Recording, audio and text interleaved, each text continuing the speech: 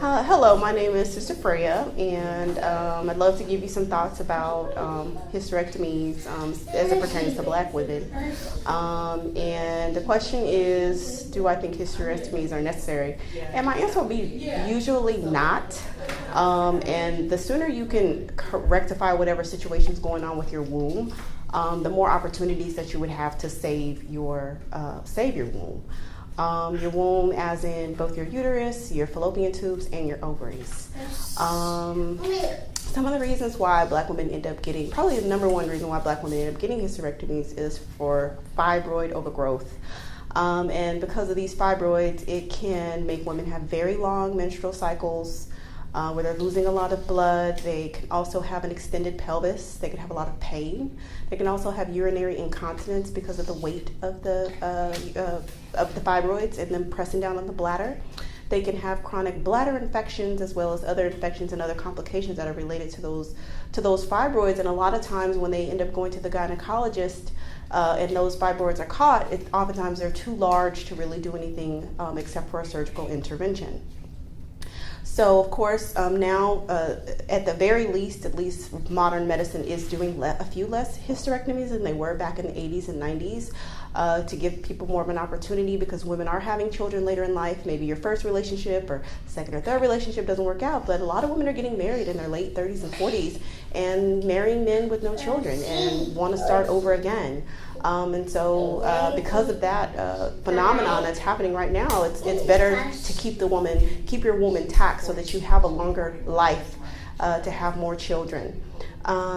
So what I would say with that is, if you are not getting the support that you need from your gynecologist, if they are telling you that they want to operate on you, but they tell you that they don't know why you have the fibroids, they're not giving you a lot of information, and they're just really only presenting surgery as an only option for you, you should really look into some holistic practitioners that can give you additional support to help you save your uterus.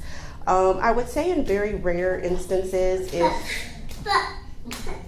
there's been so much neglect and so much infection, and there's just not a lot of ways to reverse it, then maybe you could look at having a hysterectomy. But I would always urge women to really think about it, even if you're done having children. If you've ever heard someone who feels like they have like a phantom limb, like maybe they were injured in a war, if they're serving in the army or something, and they lose a limb, and they just feel that phantom limb, and they have complications related to that. A lot of times that happens to women, and women don't talk about that, but they feel something's missing from their womanness. They feel that void of where their womb used to be. So that's something to think, like, okay, maybe just because I'm done having children, maybe I shouldn't think about, let me just get rid of my uterus. Another risk that it can cause is problems with your pelvis. There's ligaments that run all of what we call the pelvic floor that help keep all of your internal organs up and literally keep your vagina up. All those are ligaments. And there's ligaments that are connected to your uterus. And it's not just for, like, God didn't just put your uterus in there just for, just to put it in there. It has a purpose. And there's ligaments connected to your uterus that help keep everything intact. So a lot of times what will happen, if you talk to older women who are in their 60s and 70s, and then literally the vagina can start to prolapse, and that literally means it's falling out. So women who have a hysterectomy have a greater risk of having that vaginal prolapse. So you're better off to keep your uterus intact and try and heal any type of fibroids or cysts. Also, you can have a thick endometrium that may also be causing problems. Another huge issue, second to breast cancer, is cervical cancer, and having abnormal cells growing there. And sometimes doctors say, well, let's just burn the cells and cut out the uterus. Well, you can do that, but what's caused the cells to be abnormal? What has caused the uterus to be so compromised? And oftentimes they can't give you that answer. They just want to cut and burn, just like your breasts. Cut them and burn them without giving you any type of guidance on how to heal.